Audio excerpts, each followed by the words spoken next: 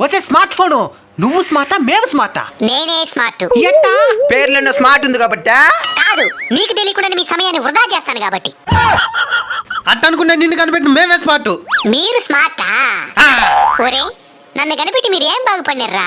Radiation ఒక పక్క, కంటి సమస్యలు ఒక పక్క, టైం వేస్ట్ ఒక పక్క, నిద్ర లేకపోవడం ఒక పక్క, ఫోన్ వీడియోలు ఒక పక్క.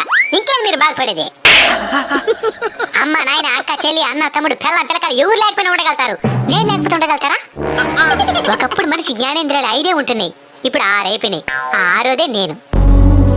మరి నిన్ను సక్రమంగా ఎలా ఉపయోగించాలి? ముందు చిన్న చిన్న లెక్కలకు కూడా క్యాలిక్యులేటర్ ఓపెన్ చేసేది మానేయండి. ముందు మీ మెదడుకి పని చెప్పండి. సరే మేడం.